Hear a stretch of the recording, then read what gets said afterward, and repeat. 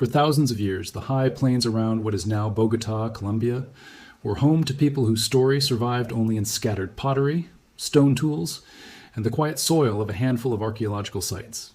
Nobody knew who they really were genetically, until scientists finally extracted and sequenced DNA from their remains and ran it against every reference population they had.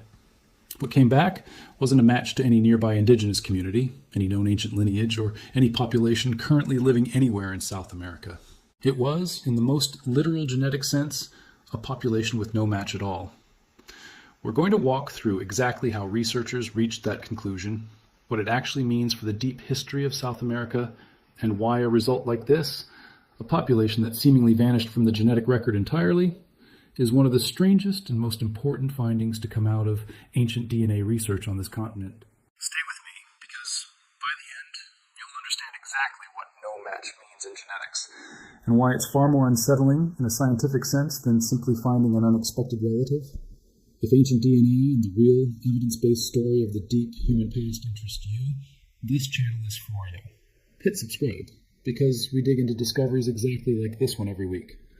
Let's start with why South America, and Colombia specifically, has been such a genuinely difficult puzzle for population geneticists to work through. The initial peopling of the Americas was reasonably well understood in broad strokes. The founding population moved across the barren land breasts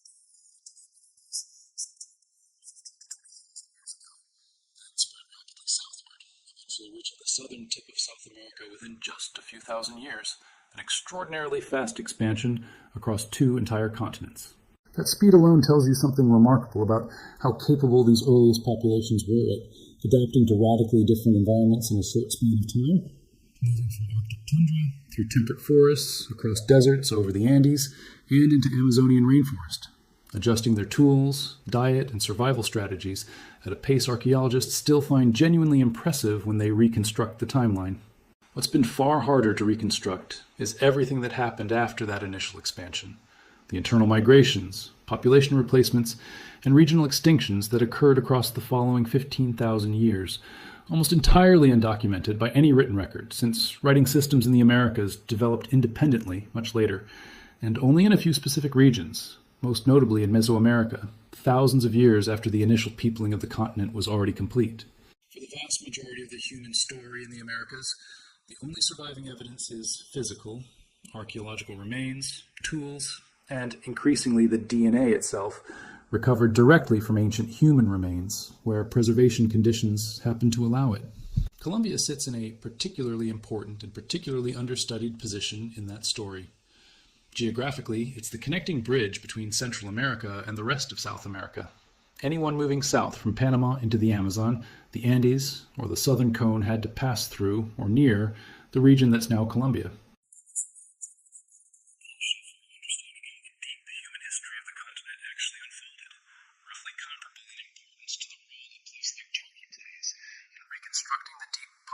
History of Europe and the Near East, a narrow, unavoidable corridor that almost every subsequent migration had to move through or around.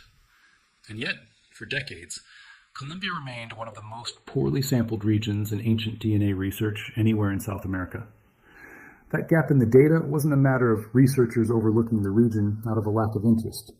It reflects 2 genuinely difficult compounding obstacles.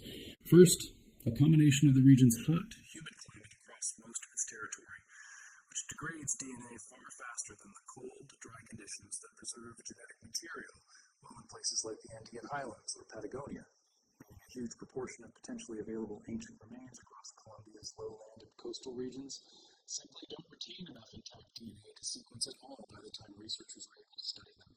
Second, a genuine shortage until relatively recently of large-scale, well-funded ancient genome sequencing projects focused specifically on this part of the continent, with far more research attention and funding historically directed toward better-known, higher-profile ancient civilizations elsewhere in the Americas, like the Inca in Peru or the Maya in Mesoamerica. That began to change as researchers assembled a broader, more ambitious effort to reconstruct the deep population history of Central and South America as a whole, sequencing ancient genomes from dozens of archaeological sites spanning from Belize down through Peru, Chile, and Argentina, and, critically, including sites on the high plains surrounding Bogota, where a relatively cooler, drier microclimate compared to Colombia's tropical lowlands had allowed skeletal remains to survive well enough in a handful of locations to make DNA extraction possible. This effort represented a genuinely large international collaboration, bringing together archaeologists with direct knowledge of specific excavation sites across multiple countries, laboratory geneticists specializing in the particular technical challenges of extracting ancient samples, population genetics, statisticians responsible for running the large-scale comparative analysis needed to place dozens of newly sequenced ancient genomes into context against each other and against existing reference data. Coordinating a project at that scale, across that many countries and research institutions, took years to assemble, and the resulting data set, once published in a leading peer-reviewed journal, immediately became one of the most heavily cited resources in the study of ancient South American population history, precisely because so few comparably large ancient genome datasets from this specific region had existed before it. One of the most significant of these Colombian sites involved remains recovered from a site associated with what archaeologists have labeled the Checa culture, dated to roughly 6,000 years old, genuinely ancient by South American standards, predating any of the region's later, better-known archaeological cultures by thousands of years, and offering a rare direct genetic window into a period of Colombian prehistory that had, until this research, been almost completely invisible at the genetic level. The archaeological picture of these communities, pieced together from decades of excavation on the Bogota savanna before any genetic testing was even possible, shows a population of hunter-gatherers gradually transitioning toward more settled patterns of life on the high plateau surrounding what would eventually become Colombia's capital city, at an elevation high enough to offer a genuinely different environment and set of resources than the tropical lowlands most people associate with Colombia today. Cooler, drier, and better suited, as it turned out many thousands of years later, to preserving the kind of skeletal remains that ancient DNA research actually depends on. Stone tools, evidence of early plant management, and burial practices recovered from sites across this region gave archaeologists a reasonably detailed picture of how these communities lived, long before anyone had the technology to ask the far more specific question of exactly who they were related to, genetically, and whether their descendants could still be identified among people living in the region today. The specific statistical tools involved are worth briefly understanding, because they're what allow researchers to make a confident claim like no close match rather than a vague impression. Population geneticists use formal statistical tests that measure allele sharing, essentially how often two populations carry the exact same genetic variants at the same specific locations across the genome, at a rate higher than would be expected by chance alone if the two populations were unrelated. When two populations share a recent common ancestor, that shared variant signal shows up clearly and consistently across the genome. When they don't, the signal is weak, inconsistent, or altogether absent. These tests don't rely on any single dramatic piece of evidence. They aggregate signal across hundreds of thousands of individual comparison points, which is exactly what allows researchers to state a negative result, a genuine absence of close relationship, with real statistical confidence rather than just an educated guess. A negative result of this kind isn't a shrug or an inconclusive shrug of the shoulders. It's a specific, quantifiable statistical statement, backed by a measurable confidence level, that the degree of genetic similarity observed between the ancient sample and each comparison population falls below the threshold expected for populations connected by recent common ancestry. That distinction between we didn't find a match and we found strong statistical evidence against a close match is exactly what separates a rigorous scientific finding from mere absence of evidence. And it's why researchers were confident enough in this result to publish it as a genuine discovery, rather than treating it as an inconclusive gap in the data. The goal was simple to state, even though the underlying computational analysis is genuinely complex. Find the populations, ancient or modern, that the 6,000-year-old Colombian genome is most closely related to, and use that relationship to reconstruct where these people fit into the broader migration story of the Americas. What the researchers found was not what they expected. This ancient Colombian population did not show a close genetic relationship to the modern indigenous populations living in the same region of Colombia today. It also didn't closely match other ancient South American genomes recovered from nearby regions in similar time periods, and it didn't cleanly match the expected genetic signature of the well-documented early founding population that had spread across the Americas thousands of years earlier either, instead showing a distinct genetic profile that set it apart. to a statistically meaningful degree from essentially every other ancient or modern American population included in the comparison. It's worth pausing on how unusual that combination of results actually is. A genome failing to match its immediate modern neighbors is one kind of surprising result on its own. It happens elsewhere in the world and usually points towards some specific, identifiable population replacement event. But this genome also failed to closely match other ancient genomes from the surrounding region and comparable time depth. And it didn't neatly fit the profile of the broader founding population either. That three-way mismatch is what pushed this result from somewhat unexpected into genuinely puzzling territory for the researchers involved. It wasn't simply a case of finding the wrong immediate descendant population. It was closer to finding a population that doesn't cleanly connect to almost anything else sampled so far, anywhere on the continent. In plain terms, the population that left behind these 6,000-year-old remains near Bogota does not appear to be the direct genetic ancestor of the indigenous peoples living in that same region of Colombia today. Somewhere between 6,000 years ago and the present, whatever happened in that region wasn't simple, uninterrupted generational continuity. It was, at some point, a genetic discontinuity. A population that existed, left physical remains behind, and then, at the genetic level, essentially disappeared, replaced by a different population whose ancestry doesn't trace directly back through them. This is, on its own, a genuinely significant finding, and it turns out not to be an isolated one-off result, specific only to this single Colombian site.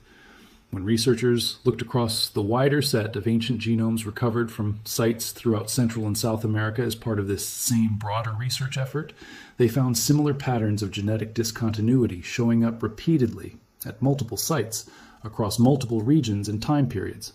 Ancient populations in Belize and the Andes and elsewhere that also showed limited or no close genetic continuity with the modern indigenous populations living in those same regions today. In the Andes specifically, researchers found evidence of a major population turnover occurring around the time of significant climatic and cultural shifts thousands of years ago, with earlier hunter-gatherer populations showing a distinct genetic profile from later populations associated with the region's transition towards settled agricultural life, a transition that, in at least some locations studied, appears to have involved a genuine population replacement rather than the existing population, simply adopting new technology and lifeways on its own. In Belize, ancient genomes recovered from sites associated with different phases of Maya civilization showed their own distinct pattern of population change over time, adding further evidence that the single continuous population model, once treated as a reasonable working assumption for much of the ancient Americas, simply doesn't hold up well once researchers can test it directly against ancient genomes, rather than inferring continuity indirectly from surviving cultural and archaeological patterns alone. So what actually happened to this ancient Colombian population? The one whose remains were recovered, but whose direct genetic descendants don't appear to be traceable in the region today.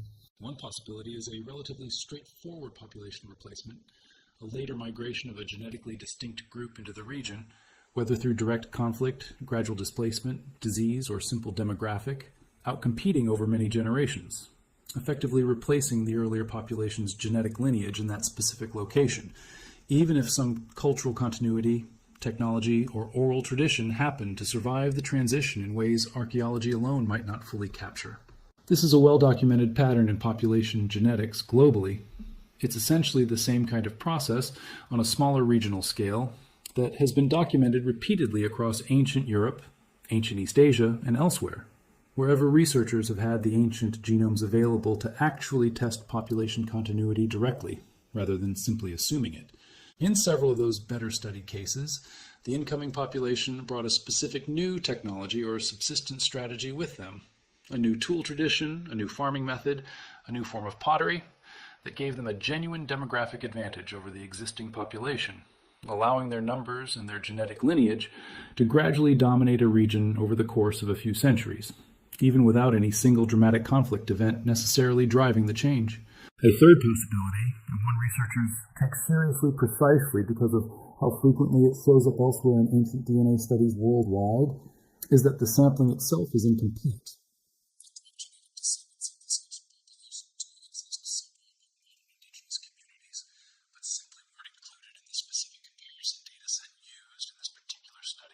Whether because that community wasn't sampled at all, or because population movements since the ancient period relocated the relevant descendant community to an entirely different region of the country or continent than the one their 6,000-year-old ancestors originally occupied.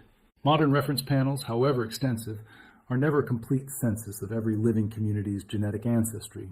They represent whichever communities happened to participate in whichever specific research studies existed at the time the comparison was run. And gaps in that coverage, particularly for smaller or more remote indigenous communities that haven't yet been included in large-scale genetic research, remain a genuine limitation across this entire field, not just in this specific Colombian case. Distinguishing clearly between these possibilities requires exactly the kind of expanded sampling that ancient DNA researchers are actively pursuing across South America right now, sequencing more ancient genomes from more sites across more time periods, and comparing them against a continually expanding set of modern reference populations, in the hope of eventually tracing exactly where and to what extent this specific ancient Colombian lineage's genetic legacy actually persists, if it persists anywhere at all. This Colombian result, and the similar discontinuities found at other sites across the broader study, show that assumption doesn't hold nearly as reliably as it was often treated as holding, even in eras and regions with no written historical record of any specific disruptive event at all. Significant population turnover, it turns out, could and did happen repeatedly across the deep pre-Columbian history of the Americas, quietly, without leaving the kind of obvious archaeological signature, a destroyed settlement, a sudden shift in material culture, that researchers might otherwise expect to accompany a population replacement event of that scale. It's worth being precise about what this finding does and doesn't tell us, because good science stays careful about its own limits, especially on a topic connected to the ancestry of living indigenous communities today. This research doesn't claim, and shouldn't be read as claiming, that modern indigenous Colombian communities have no genuine deep connection to the region's ancient past. Modern indigenous peoples across Colombia and the wider Americas carry ancestry tracing back tens of thousands of years within the broader story of the peopling of the continent, a fact well established by decades of genetic research completely independent of this specific finding.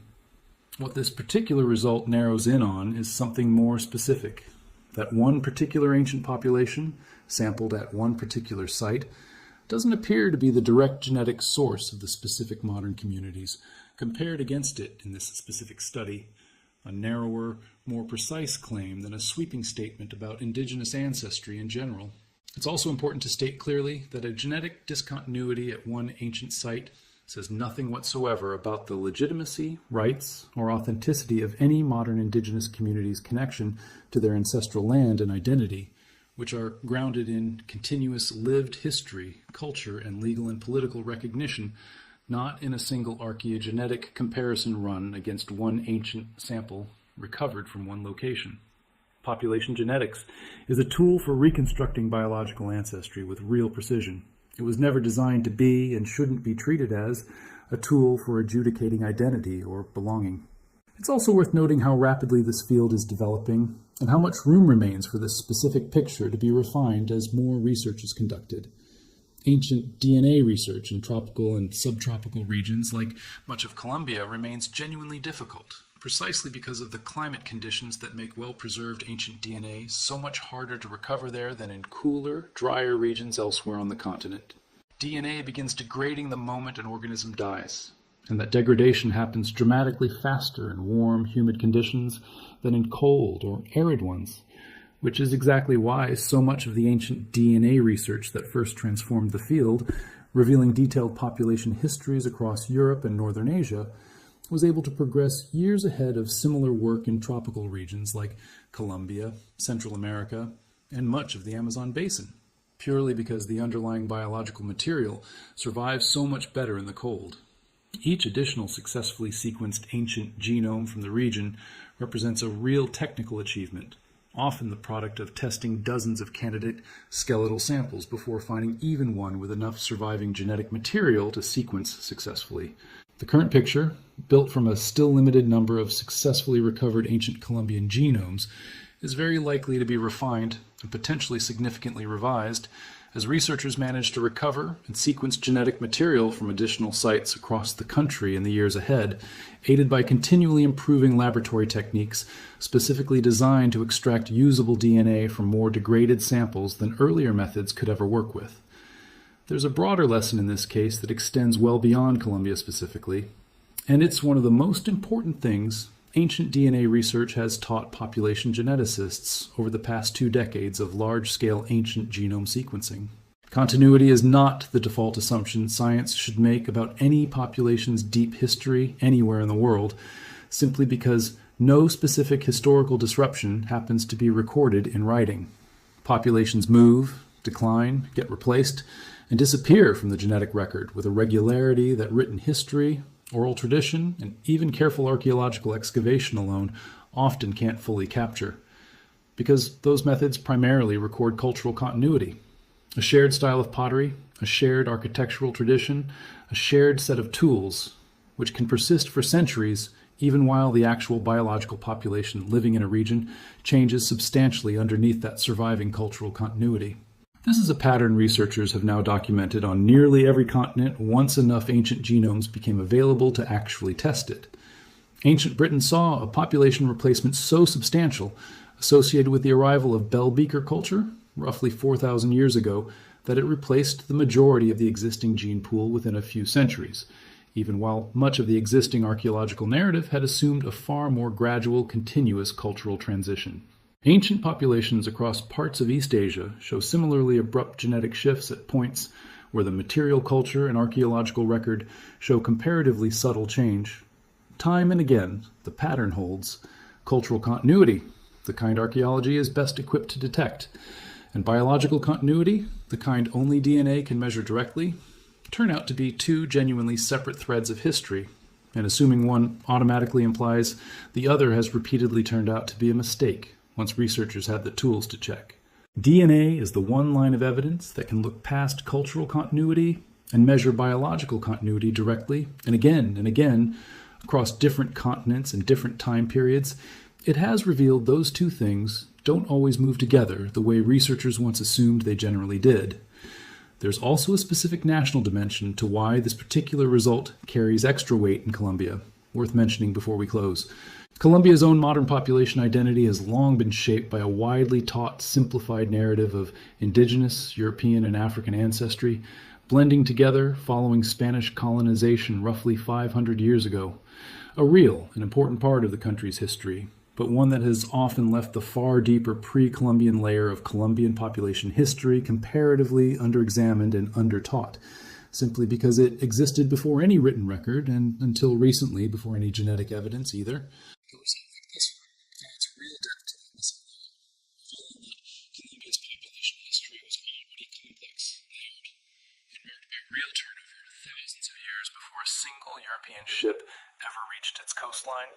A history worth knowing on its own terms, independent of and predating the colonial era history that so much of the conventional national narrative tends to start from.